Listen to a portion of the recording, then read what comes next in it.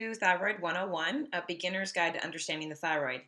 So, this is a thyroid guide that I put together after many, many years of learning about the thyroid disease, and every piece that plays a part in why people end up with thyroid problems.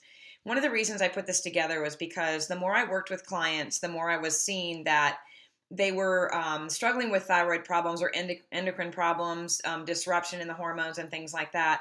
And the thyroid was really responding to something else going on with people. So, understanding what happens with the thyroid and why it slows down is really important because many, many people will get a thyroid test and it may show an elevated TSH, thyroid stimulating hormone number.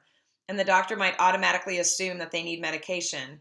So instead of going underneath and finding out what's causing that, a client, may just start taking the hormone and never really figure out why it's happening. So while we never ever tell people to go against what their doctor says, it's really important to be educated on the thyroid and all of the pieces that play a part in why someone's thyroid might start to slow down. I'm really a big believer that the thyroid is a victim of a bigger problem. So this guide actually walks you through understanding what those problems could be, what could be causing the thyroid to slow down, and helps you to have a better understanding when maybe you have clients that are presenting with thyroid problems or have already been diagnosed with a thyroid disorder, that you can understand and lead them in the right direction to understanding maybe why it's happening. So I'm going to go through this briefly and give you a general idea of what's contained in this guide. So it is not editable. You cannot fix or change any of the content or information simply because there's a lot of medical terminology in here that I've referenced and resourced, and it's a little bit more of a higher risk area to venture into. So this will be seen as a guide that is general information for you to share with your clients. In no way are you diagnosing or interpreting their labs or anything like that, or acting as a doctor in any way. So just make sure you're familiar with the disclaimer on this first page, where I do obviously emphasize that your client and yourself should seek a thyroid expert for complete education on the endocrine system. And I do provide a link for that in that resource right there. So, what can this help you with? This can actually help either you if you're struggling with thyroid problems or your clients in understanding all of the intricate pieces that go along with thyroid disease and autoimmunity. So, chapter 1 talks about the location of the thyroid and its function. You would be surprised at how many people have no idea where the thyroid is or what it does. And I think it's really important when we're struggling with problems with our health that we understand the body parts, the organs, and the things that are involved. So I've provided a nice diagram here, and talk a little bit about hormone receptors in every cell of the body. And then I go further into more thyroid function resources, which you're going to find throughout this guide, that I am providing you with resources on the most up-to-date information on thyroid disease. Some of the leaders in this area of health and wellness are linked in this guide. So by no means am I an expert in thyroid. I am an expert in researching the thyroid and bringing the people that know this topic to health coaches. So I talk again about what the thyroid is, that some people may consider it the master regulator. Some consider the pituitary, the hypothalamus as that. But one thing that's sure, it is the master metabolic regulator. And I go into pretty good detail on what that means and what thyroid symptoms actually are presented. Many people think that there is a top 10 list of thyroid disease symptoms, and really there's actually so many more than that. There's hundreds. And I actually talk about how many doctors seem to think that a lab report tells the whole story. And I've coined the term. I call this the paper versus the person syndrome, when doctors are trusting a lab, a piece of paper, more than they trust a patient's symptoms. So, we help to navigate through what those symptoms might be by providing you with resources for that. And then again, I talk a little bit more about why it's important to know where the thyroid is, the location of the gland in relation to other important parts of the body. And then we really have to dive into autoimmunity, because autoimmunity is underneath almost all thyroid disease. And so I talk about the difference between the two types of thyroid autoimmunity, which is Graves' and Hashimoto's. And of course, provides you with great links that you guys can take this further about what autoimmune disease really is, talk about the genetic components in it. And every single resource in here takes you deeper into understanding what these things are. So this is really a layman's explanation with a little bit of a deeper twist on it for health coaches to understand this topic. So I also provide resources and links to share with your clients if they want to take the autoimmune protocol further in working on their own, repair and remission from it. Here are some resources right here that can actually remove the work for coaches, and you can share these links directly with your clients as well and help them have a deeper understanding of what's going on in their body. Since Graves' disease isn't it is the most common form of hyperthyroidism, but it's not the most common diagnosed thyroid problem. Hashimoto's gets a lot more attention, and I go into great detail about that. So the Graves section is a little bit smaller, but I do provide some great resources for you so you can see the differences. You can take it further. And then, you can find the origin of Graves' disease also, information on that. So then we talk about Hashimoto's and how prevalent it is and exactly, what's happening in the United States and to our population, what the antibodies, elevated antibodies mean, and then a few symptoms here as well. And of course, more resources on Hashimoto's. Some of my favorite people in this are Isabella Wentz, Andrea Nakayama, Stephanie, she's in here.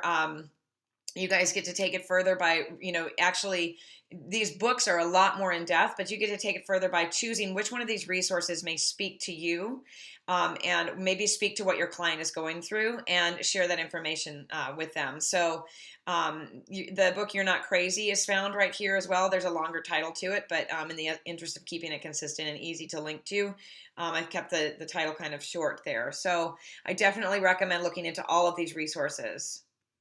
Okay, and that's Stacey Robbins that wrote that book, and it's phenomenal. She's an amazing person. Her story is really an inspiration. So again, talking about antibodies and talking about conventional medical beliefs on testing and doctors and important labs and what's being missed, the standard list of labs, the ones that we should be getting, the ones that we're getting that aren't really helping tell the whole story. So it's really not necessarily, talking about why doctors in conventional medicine are inadequate. It's just that they don't really have the education on the deeper aspects of why further testing is necessary because they weren't taught in medical school. So I talk about, why, we need to educate our doctors as well if they're open to learning why the functional medical approach is so much more, efficient and effective. There's links in here to take it further. So the good news is that, functional medical doctors, naturopaths, chiropractors, and people like that are taking this and running with it in a preventive approach instead of a reactive approach. So there are much more progressive thought thinkers out there right now. And that's something to be hopeful about, that many practitioners are shifting into this thought process. So I also share information about how your client can find doctors. And then I dive into what labs we should be getting for a simple thyroid follow-up or testing protocol, excuse me. All right, so then what do we do with labs once they're received? Since we aren't able to learn all about labs, we aren't doctors, it's not in our scope of profession.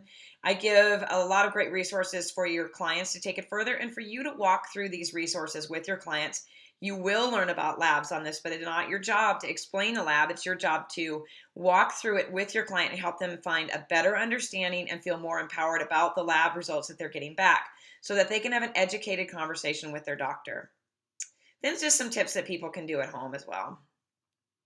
So once we've kind of gotten an idea of what's going on with the thyroid, we got to think about what other things could be mimicking what's happening with the thyroid.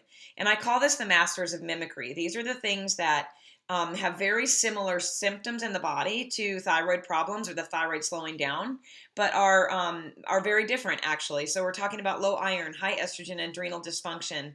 They can all produce very, very similar symptoms. And for example, that might be someone with low iron might lose their hair, and someone with thyroid dysfunction may be losing their hair as well. Someone with high estrogen issues may have fibroids and growths and low energy and weight gain, and people with thyroid problems may have low energy and weight gain. And same thing with adrenal dysfunction as well, low energy, fatigue, things like that. So again, these can be a checklist for narrowing down what could be going on. So I'll, of course, go into depth about why iron is important to the thyroid, why it's crucial to having good thyroid health and conversion of T4 to T3 hormones. And don't be intimidated by these lab comments here. You're going to learn more about what they mean, what T4 to T3 conversion actually means, how to find out more about iron deficiency and ferritin levels, etc. And again, I give you a list of why you should take clients should take their iron testing further than just the ferritin test. And then, of course, we go into the differences in iron, the hem and the non-hem iron resources, and a list of iron-rich foods as well. That's one of the first mimickers of thyroid problems and thyroid symptoms. Sex hormones and are the second part that I like to talk about, because we are being inundated with estrogen everywhere we look, everywhere we breathe, things in the air, things are going in our skin. And estrogen dominance can actually cause the liver to produce high levels of a protein that's called TBG, or thyroid binding globulin, which binds the thyroid hormone, as its name suggests, and decrease that amount of thyroid hormone that can be assimilated and used by the cells. So that affects how your thyroid responds as well, and can cause symptoms. Lots of information in here about sex hormones, progesterone ratios, estrogen, and a sex hormone panel that I believe would be very effective in helping someone figure out what's going on with their hormones, and is it indeed the hormones that are causing the symptoms and causing the thyroid to slow down after all. So we also talk about soy, because that is one of the biggest producers of phytoestrogen. So you can learn all about that in here. So lots of vegans are very high in estrogen in their system, and this page will tell you why. That is one of the reasons why people have thyroid problems, that vegans might run into thyroid issues, is that they are overrun with soy.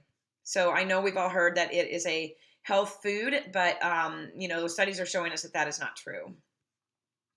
So then we move into the third master of mimicry, which is the adrenal glands. And again, I think the adrenal glands are very similar to the thyroid in that they're a victim of something bigger going on. So they're working really hard to help us keep up with stress, and working on helping us to balance things out in our lives. But most of the time, we're turning off that signal and that sign that something's going on, we need to slow down.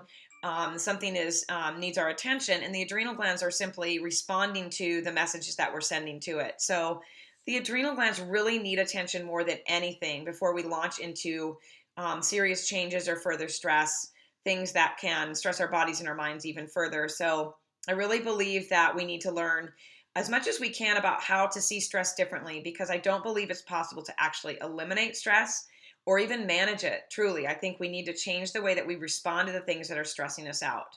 So an example of that might be, if we are running late for dropping our children off at school, it may be a big stressor for some of us. But if we really tap into that moment that we're feeling that stress, and ask ourselves the question, what's the worst that can happen if I drop my child off late? He's going to get a tardy, and then he's going to get a note in his record. But really, is that an emergency?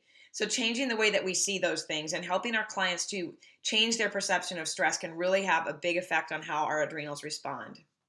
I also give you resources on how to find labs as well.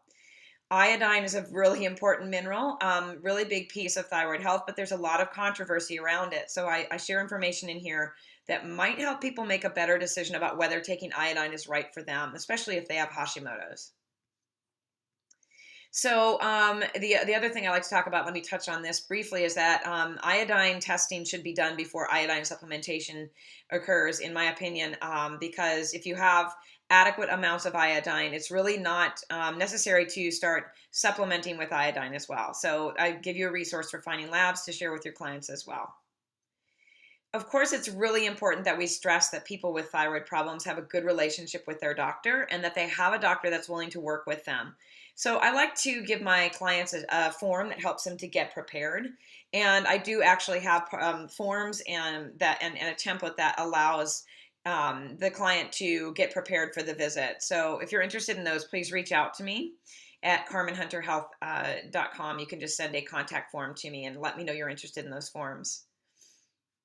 Okay, so I also give you resources for endocrinologists who are the specialists in the endocrine system and thyroid disease on most levels. That's what conventional medicine believes, but I have found that after going to 4 endocrinologists myself, have found better care with a general practitioner on a functional in a functional direction. They seem to understand the whole body more. And that is the approach that we're taking when working with people that have thyroid problems or symptoms of thyroid disease, that we are looking from a head to toe perspective, a functional approach, and finding out why this happened to them in the first place.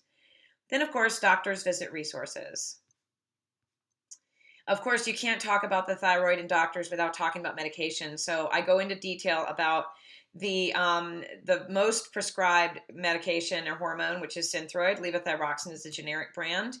And if, talk about also why it's not a bad idea if someone is able to convert T4 into T3, the energy that our cells need. But many times people that have thyroid disease, they get into this position of sickness in their body where their gut is out of whack, their liver is full of toxins, and the conversion takes place in those two areas for the most part. So conversion is really hard for those people. So if they're just taking that one hormone, it's not more than likely going to do them much good. So I talk in detail about that. And I also talk about what to think about with medication, fillers, what to be familiar with about religious beliefs, and articles on choosing medications and where to find them. And then, of course, when we're coaching people that are waiting for thyroid labs, many times they don't believe they should do anything, that they should just wait until the labs come to make a decision. But I disagree with that. I think we need to start moving in the direction, move the needle in the direction of health by making some whole food and lifestyle changes so that we can start to tamper down that immune response that's happening. So I talk about inflammation in the thyroid and go into some details and quote Chris Kresser on his whole section here, which I'm not going to go into because it's a lot of medical talk, but I do reference back to the article. You're more than welcome to take it further there as well. So I provide resources on that, the feedback loop, and other mechanisms that affect the thyroid. And I break down the inflammatory response as well. And again, this is just a glimpse into this guide. There's no possible way to go over all of this. That's why I teach classes on it, and I do mentoring and sessions over this guide to help people better understand it. I also talk a little bit about thyroidectomies, cancer, and nodules as well. Very important topic here to understand that if the thyroid is removed, yes, you still have tissue left in the body, so an immune response can still occur. Lots of information there. So optimal health with thyroid disease. What are the basic steps? So I touch on those. And if you have my food guide, you're already going to have a leg up on helping your clients move in this direction, because I go into all of this stuff about gluten and toxic soy and how to take a 3-step process with it. So lots more information on these health conditions that are causing thyroid problems that you can share with your clients. I talk again about cross-reactive foods that create the same reaction as gluten in the body to the thyroid and why they're so important to remove if you have thyroid problems. And then I give lots of great resources on stress. Of course, as I mentioned earlier, the stress is one of the top things that we need to address, and take it even further, talking about childhood trauma and tips for stress. Of course, exercise is really important, but people with thyroid disease are probably should not be doing endurance exercise. It's very taxing to the body. So I give lots of great resources on that as well. And what can people with thyroid problems be doing? So to wrap it up, obviously, there's so much more that goes into this topic, but I give you so many more resources on what else could be going on, how people can look into the things like viruses, heavy metal toxicity, parasites, pathogens that could be causing the thyroid to slow down. And I give resources on testing and so on. So this is really your one-stop resource for the get started beginner's guide to understanding the thyroid, but I really take it a lot deeper than you can possibly imagine. And there's really no way to know that until you actually get into the guide and start reading. I always refer and defer to my experts. I send people to them constantly. I am not a thyroid expert. I am an expert on researching the thyroid, and want to make really clear that you can be a research expert as well by just looking through this guide and getting familiar with it. So that is an inside peek into the thyroid guide. Of course, join my Facebook group, the Clarity group, and look at ways to join my health coach mentorship and mastery group that is brand new as of 2017, and reach out if you have any further questions. And of course, make sure to pay attention if you do purchase the guide to the disclaimer here as well. All right, and then there's a small section of the glossary terms. So I hope that was really helpful, and hope that you can have a better understanding of why this thyroid guide can complement your practice and help you to kind of become more proficient in helping people that are dealing with many symptoms that have to deal with thyroid, but could in fact be coming from something else as well.